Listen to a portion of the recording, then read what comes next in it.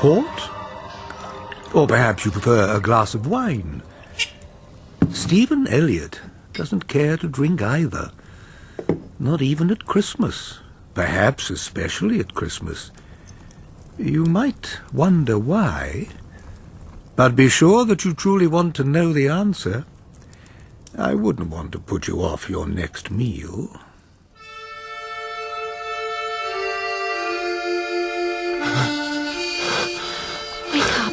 Wake up. You're bathed in sweat, my darling. You're crying out again. Oh, your heart. Your poor heart is pounding. I was in the coach again. 3 months after my mother died. I was alone in the world. I was 12 years old. I know, Stephen. But this time, let me help you. You must remember. Polesden Hall. It was in the heart of Lincolnshire. It was evening, and the sun made the windows glow like so many fires. It seemed a huge place, with a park full of oaks and firs. The door was already open, and standing there was Mr. Abney, the mysterious cousin I'd never heard of. Young Stephen, how old? How are you? You are not too much tired by the journey? He was rubbing his hands with delight. Not too tired to eat your supper? No. Thank you, sir. And how old are you? I'm 12 years old next birthday, sir. And that's December the 21st, eh? I like to get these things down in my book. Sure it's 12? Yes, sir. Why did he ask about my birthday twice in 1 minute? Now, step inside, this way, and Mrs. Bunce will see to you. Where is Mrs. Bunce? Never mind. Through here, my lad. Hey, you look surprised. I've never seen so many books in one room. No. That book on the chair there, take it in your hands. You're touching a great old mind from the past, the ancient rites of Mithras. Do you read Greek? I don't, sir. I might teach you a few words. Would you like that? Sir, I'm sorry. Mrs. Bunch, make our new guest at home. Now, you sit down, young Master Stephen, and have a bite of pie, fresh out of the oven. And by I'll show you the estate. Oh, you're going to have a grand time of it here. Thank you. And strangely, so I did. I wandered in the woods, explored the labyrinth of the house. Mr. Abney came and went, genial, asking after my health, making notes in his book, answering my questions. That picture, sir. Oh, Stephen. Why is that man killing the bull? That man is Mithras, the Persian god of light. As the bull dies, so Mithras, by processes the modern world might call barbaric, absorbs his power. There's so much blood. Yes, although that is really incidental. Mithras's creed is perhaps the purest of all the ancient religions.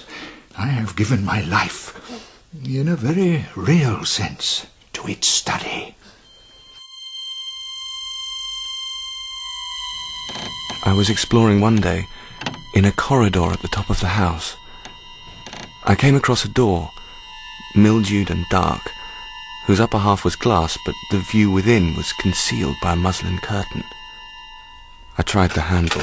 Stephen, this isn't a place for you to wander. Sorry, sir. Sorry. I didn't mean to startle you. It's just a disused bathroom. Come downstairs and out into the sun, boy. Why is it all locked, sir? Some sound tenet of housekeeping, no doubt, of which I am no scholar.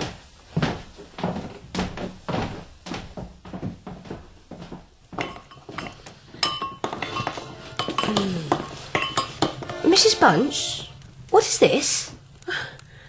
Where did you find that? In the cupboard out there. Oh, I thought it was long lost. That's Giovanni's concertina. Who's Giovanni? That's what he called himself. A lad, a few years older than you.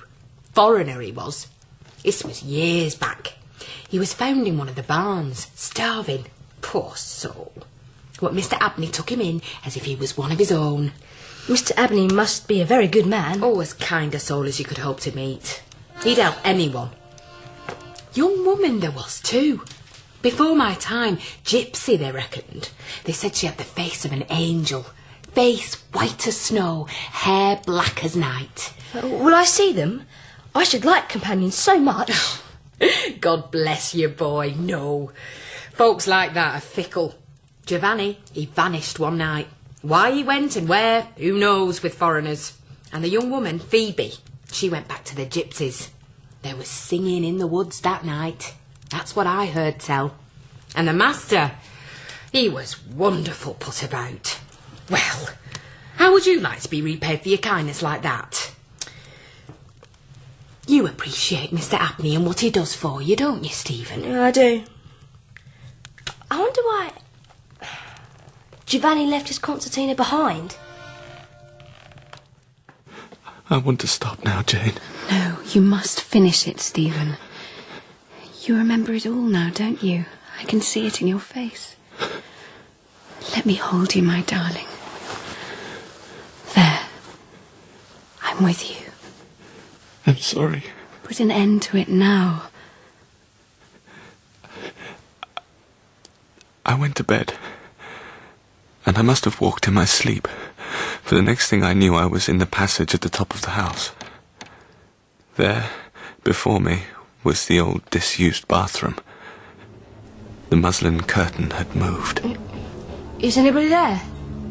Moonlight shone in, and I could see the bath clearly. There was a figure in it, a figure enveloped in a shroud-like garment, the thin lips crooked into a faint smile, the hands pressed tightly over the heart. Then the mouth opened, and the arms began to stir. No! I ran back to my room. And at long last, sleep came. No. Gracious me, Master Stephen. What games have you been at? Look at your nightshirt. How have you torn it all to flinders this way? But I haven't done anything. What are these? There were slits in the nightshirt, long parallel slits. All along the left side of the chest. Scratches like fingernails made 'em. But whose fingernails grow like that? I don't know. I don't know. Hey, here now, Stephen, don't go upsetting yourself. Oh, I'll soon have this mended. Now, go and get your breakfast.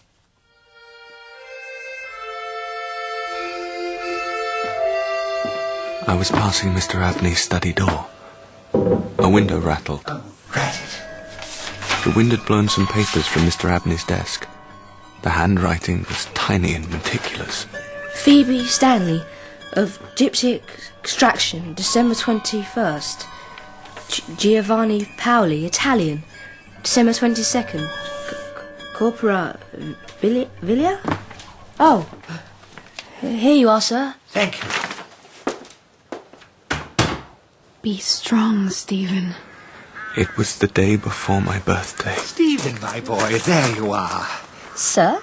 I want to talk to you about matters concerning your future life. I want you to come to me tonight at 11 o'clock in my study. There's no need to mention this to Mrs. Bunch or anyone else. You'll understand why in due course. I waited with excitement in my room.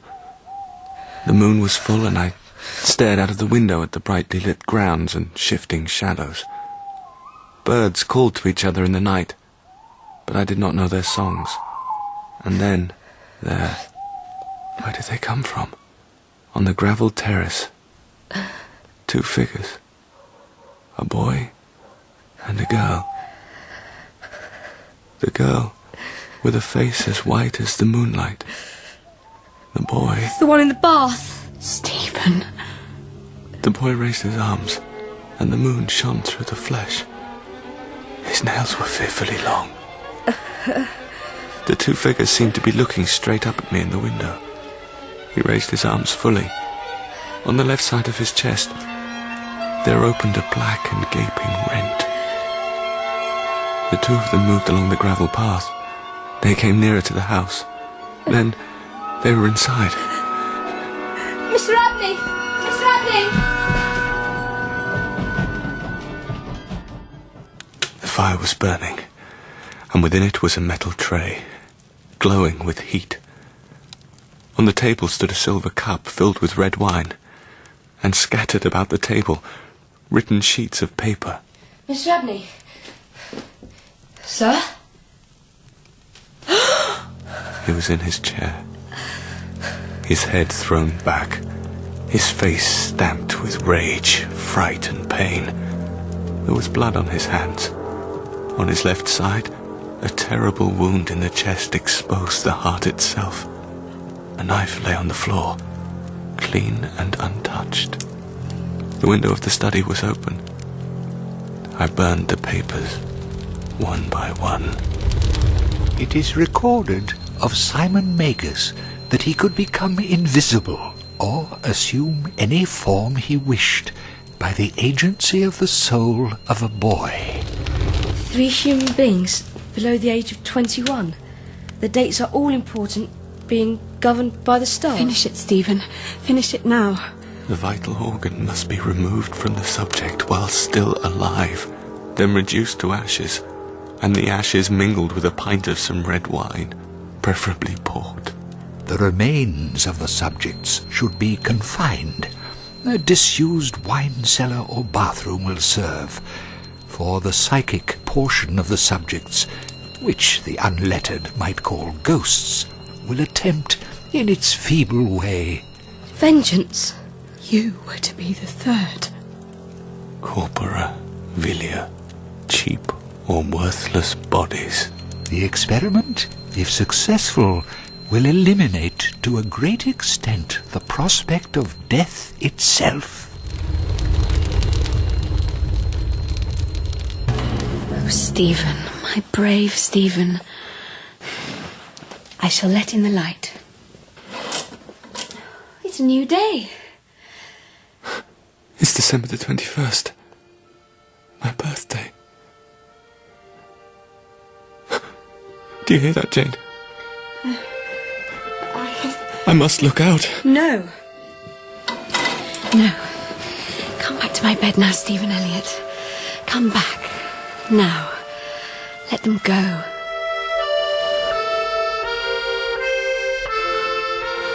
Come into my arms.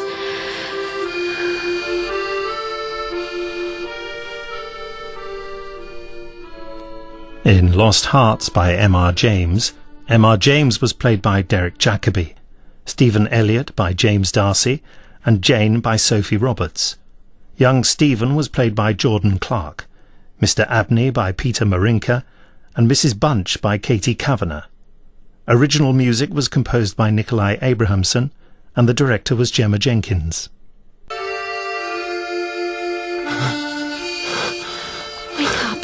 Wake up. You're bathed in sweat, my darling. You're crying out again.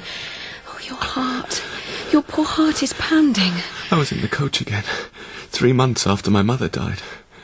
And the sun made the windows glow like so many fires. It seemed a huge place, with a park full of oaks and firs. The door was already open, and standing there was Mr. Abney, the mysterious...